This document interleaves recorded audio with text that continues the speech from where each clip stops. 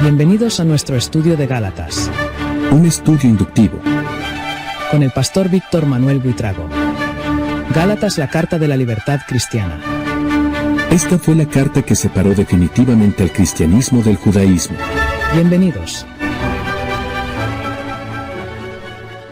Bendito Dios, santo, poderoso, digno de toda honra, de toda gloria, de toda alabanza. Gracias porque podemos estudiar tu palabra. Solo te rogamos en el precioso nombre de Jesús que tu Espíritu Santo nos guíe, nos enseñe y nos lleve a toda verdad, Señor. Yo clamo en este momento para que cada uno de los que estamos estudiando esta epístola, Señor, seamos guiados por tu gracia, por tu amor. Que tú, Señor, nos des el convencimiento por medio de tu palabra y por el poder de tu Espíritu Santo acerca de las verdades que están aquí para nosotros. Gracias, Señor. Yo te doy gracias por cada uno de los que acompañan en este estudio y te suplico que los bendigas cada día de una manera especial. Gracias en el nombre de Cristo Jesús. Amén y amén. Muy bien. Hoy estamos aquí a punto de comenzar nuestra lección. Sería la número 2 en el sentido de poder, ¿cómo se diría? Numerarlas, pero en realidad esta viene a ser la lección número 1. La lección número 1 en el libro de Gálatas. Y entonces vamos a iniciar leyendo Gálatas 1, versículos 1 y 2. Estimadas iglesias de la provincia de Galacia, los saludo yo, el apóstol Pablo, y también los saludan los hermanos que están conmigo.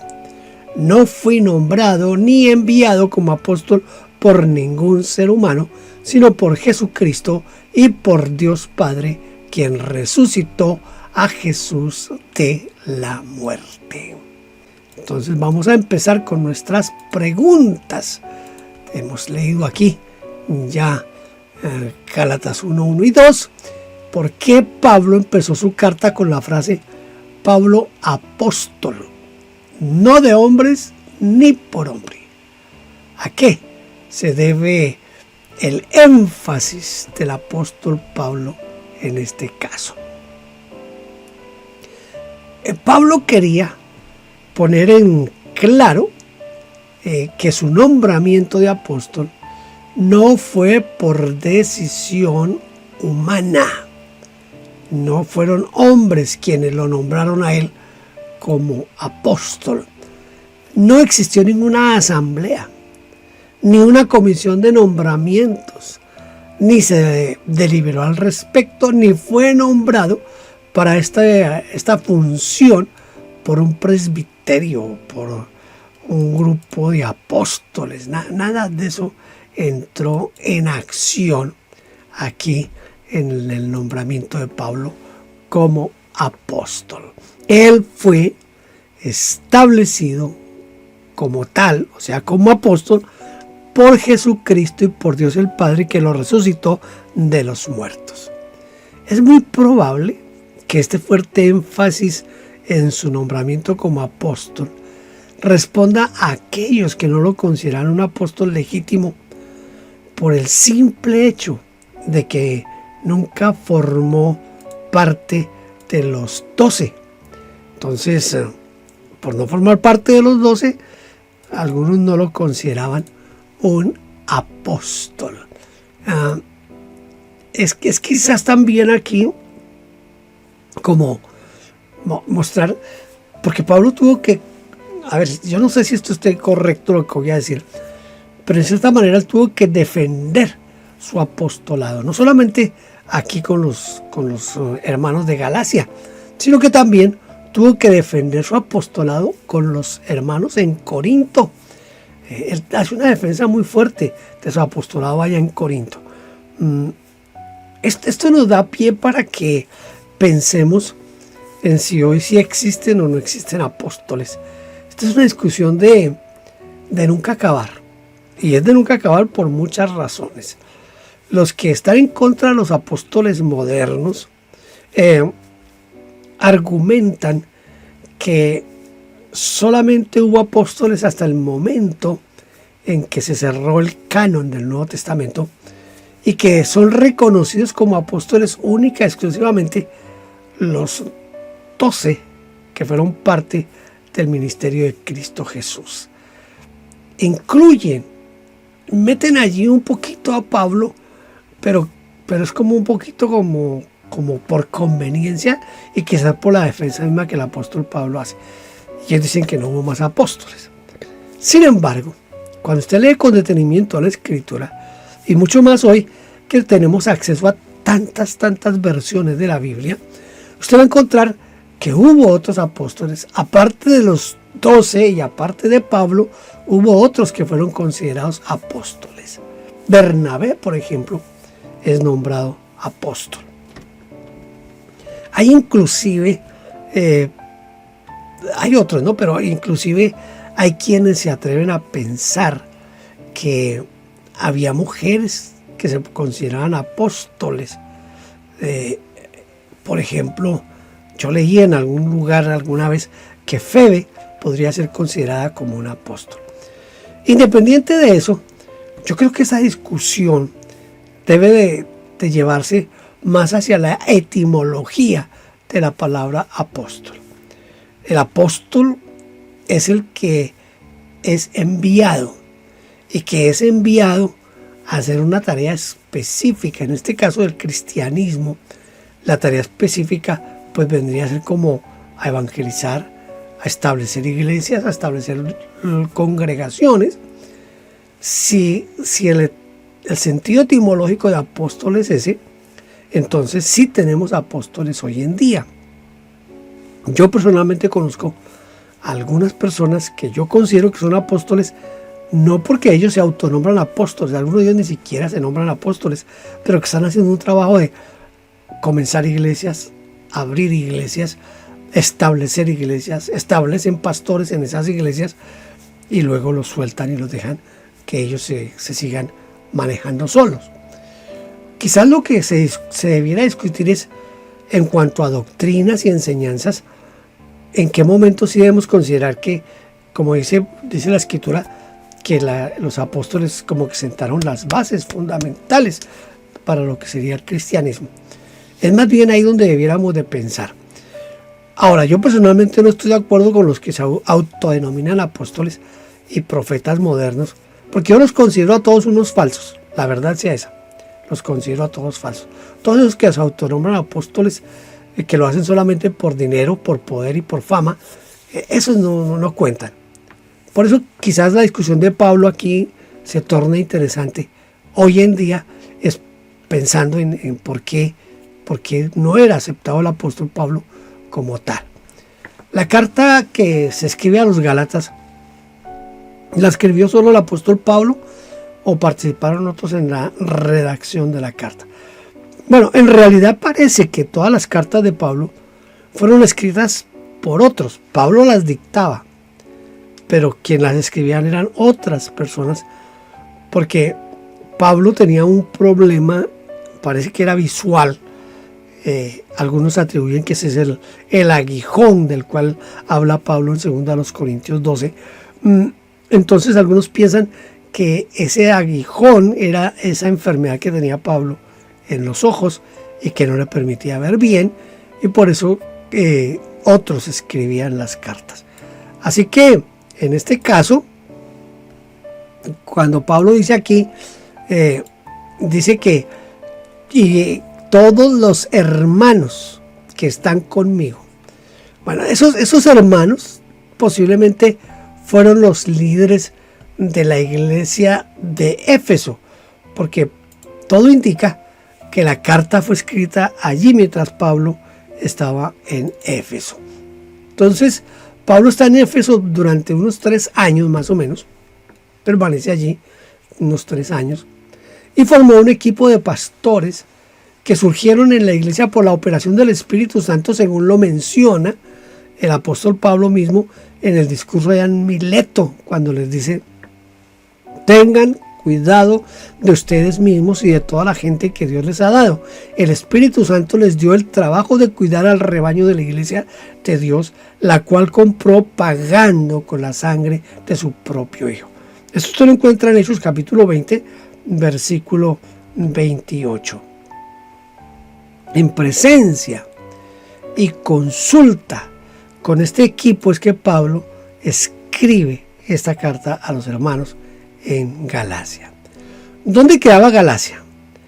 En la primera lección o en la lección introductoria les mostré un mapa en cuanto a la localización de Galacia.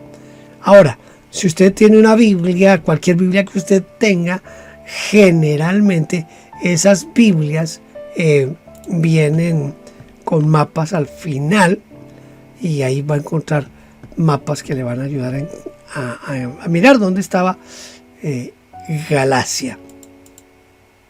Entonces hay que tener en cuenta que Galacia no era una ciudad, Galacia era como una región. Existían 3 regiones con este nombre. La Galia Latina, que corresponde al territorio de Francia, lo que hoy es Francia. Por eso se les llama a los franceses, se les decía galos. Todavía se les llama galos. Segundo, la Galia del Asia Menor, que es la provincia romana, y la provincia romana de Galia, que incluía la zona de Pisidia. Entonces ahí tenemos que Galacia era un lugar amplio. Aquí tenemos este mapa donde nos muestra a lo que es Galacia. Galacia es todo esto que aparece aquí. Está dentro de lo que se considera el Asia Menor. Entonces estaba la provincia de Galacia, la provincia de Sicilia. Por aquí habían otras provincias, pero como estamos solamente con Galacia. Entonces en esta provincia usted nota que está Troas, Éfeso, Pátara, Rodas, Tarso. Todo esto pertenece a lo que es la provincia de Galacia. Así que no era una sola iglesia a la que Pablo le escribe, porque habían iglesias en estos lugares, había iglesia en todos estos lugares, y es a todos ellos que Pablo les está enviando la carta. La provincia romana, ¿sí? La que incluía la zona de Pisidia, la parte oriental de Frigia, Licanoia, Isauria y el Ponto Gálata. En el territorio de Galacia estaban las ciudades de Antioquía, Listra, Iconio y Derbe, que Pablo visitó en su primer viaje misionero. Otros piensan que Galacia era la región que Pablo evangelizó en su segundo y tercer viaje misionero. Mire, sea una región u otra, debemos subrayar el hecho de que no fue dirigida a una ciudad en exclusivo, sino que fue dirigida a un terreno amplio, es decir, donde habían varias ciudades y por ende había varias iglesias. Tenga en cuenta eso. Eso es lo que queremos subrayar, que es dirigida no a una ciudad, sino a un extenso territorio. Las cartas de Pablo fueron escritas a las iglesias o a una iglesia en particular en una ciudad como Corinto, Filipos, Tesalónica, Éfeso, Roma. Cartas personales como a Timoteo, Tito, Filemón, Galacia. Era una especie de asociación o convención de iglesias lo que había en Galacia. No era un solo lugar. Aquí tengo que detenerme a hacer como una pequeña aclaración, porque la carta que nosotros conocemos como la carta a los Efesios parece que no fue escrita por Pablo a la iglesia que estaba en la ciudad de Éfeso, sino que esa carta a los Efesios era una carta circular, que algunos dicen que la carta llegaba a una iglesia. Entonces, por ejemplo, el apóstol Pablo a los hermanos que están y que el apóstol Pablo había dejado como el espacio allí para que la iglesia misma pusiera el nombre. Entonces, en Éfeso, en Tesalónica, en Laodicea, en Colosas, y parece que la carta de Colosas, esa sí fue directamente a la iglesia de Colosas, pero que esas cartas circulaban entre todas las iglesias para que conocieran el pensamiento paulino en esas iglesias. Que la carta o el manuscrito que más se conservó fue el que decía a Éfeso, y por eso quedó bautizada como la carta a los Efesios. Hecha esta aclaración, podemos continuar aquí con nuestro estudio. Voy a leer ahora en Gálatas capítulo 1 versículos 3 al 5. Gálatas 1, 3 al 5. Pido a Dios que disfruten siempre del generoso amor y la paz de nuestro Padre y del Señor Jesucristo. Jesús entregó su vida para librarnos de nuestros pecados según el deseo de Dios nuestro Padre, para rescatarnos de esta época de maldad en que vivimos. Que se honre a Dios por toda la eternidad. Así sea. Ahora miremos las características que tiene este saludo del apóstol Pablo. Esas características que tiene el saludo paulino en este caso. ¿Cuáles son esas características? Primero, es un saludo que bendice.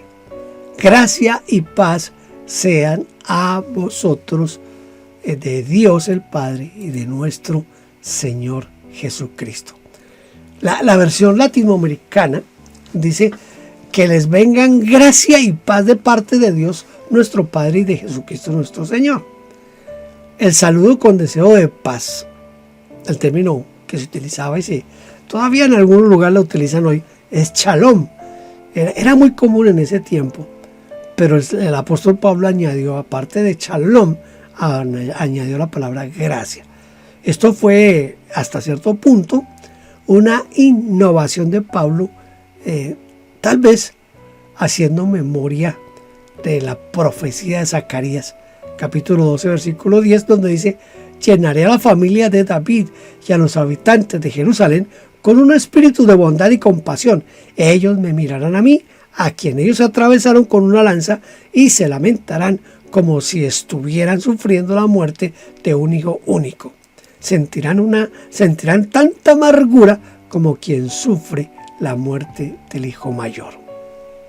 En este caso, el derramamiento de la gracia produciría la conversión de toda una nación a Dios.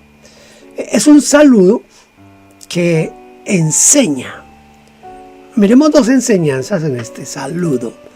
Primero, por medio de este saludo, Pablo mostró lo que Cristo hizo y para ello mencionó su entrega. Esto es bien importante entender y saber esto. El cual se dio a sí mismo por nuestros pecados.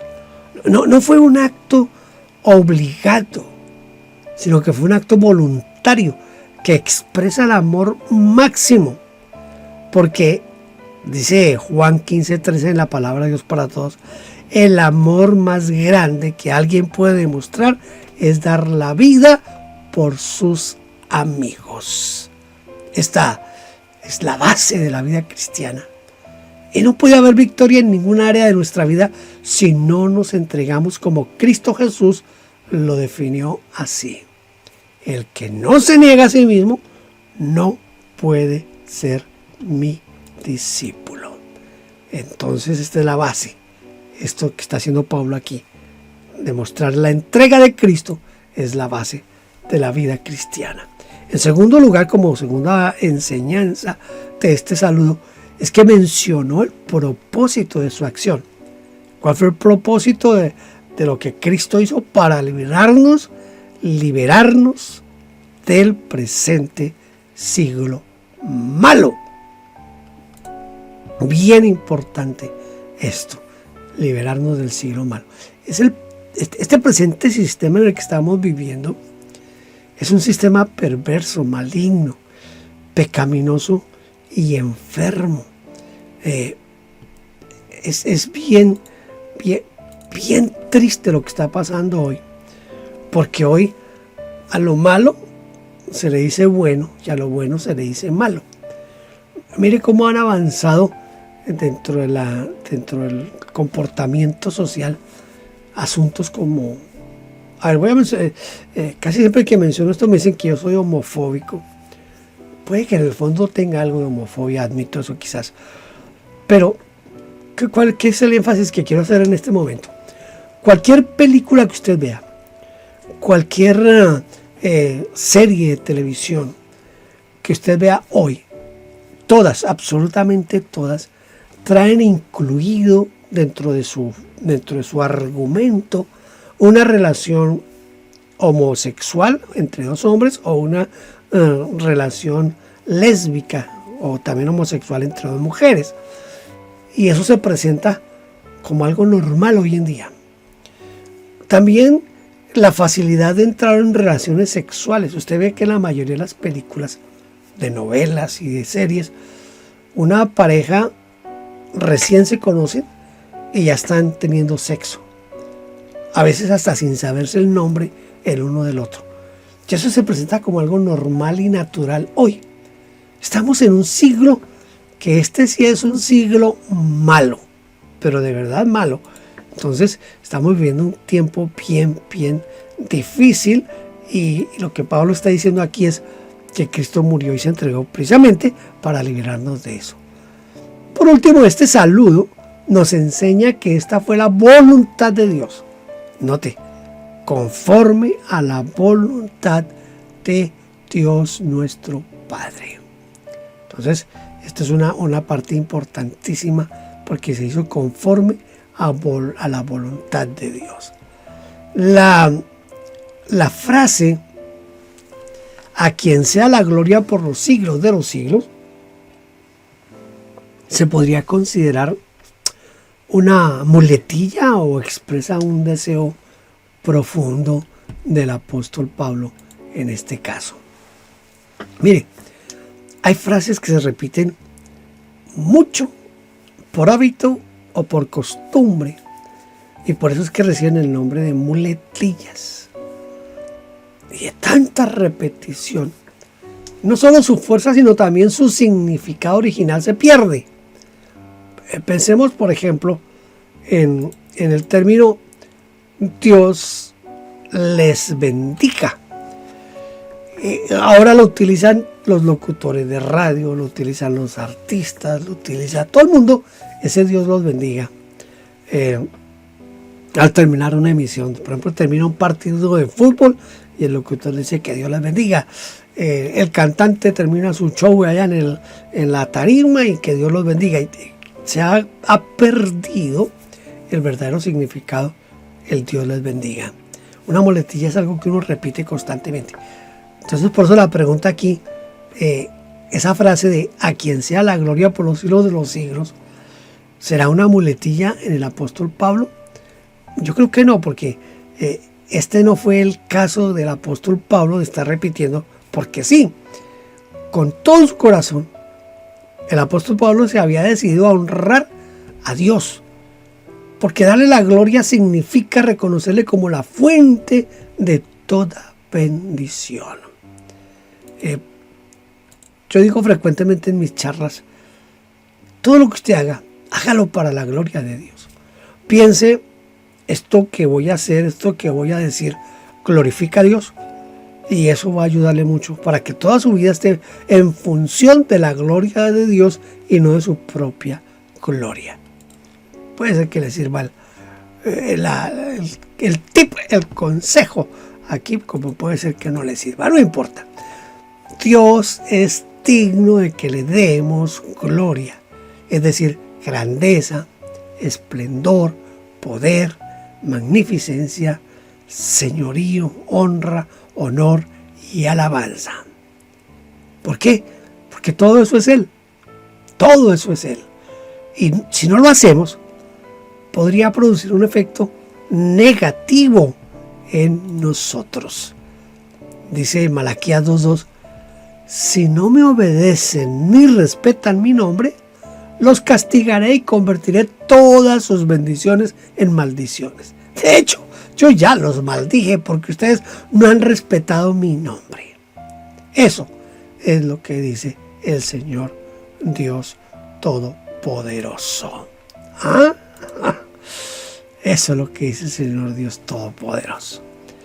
Como en todas nuestras lecciones, vamos a dejar un texto bíblico para que lo aprendamos de memoria. En este caso, los versículos 3, 4 y 5. No se asuste, son 3 versículos, pero son fáciles.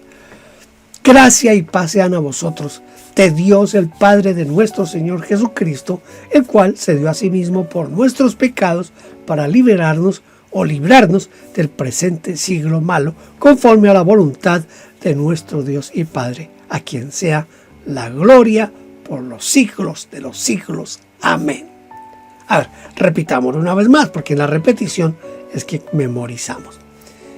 Gracia y paz sean a vosotros, de Dios el Padre y de nuestro Señor Jesucristo, el cual se dio a sí mismo por nuestros pecados para librarnos del presente siglo malo, conforme a la voluntad de nuestro Dios y Padre, a quien sea la gloria por los siglos de los siglos. Amén. Amén. Muy bien, hemos llegado al final de nuestra lección número 1 de Gálatas inductivo. Este es un apasionante estudio.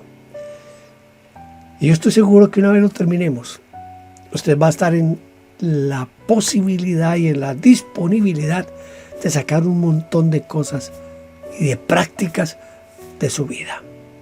Porque eso es lo que hace Gálatas.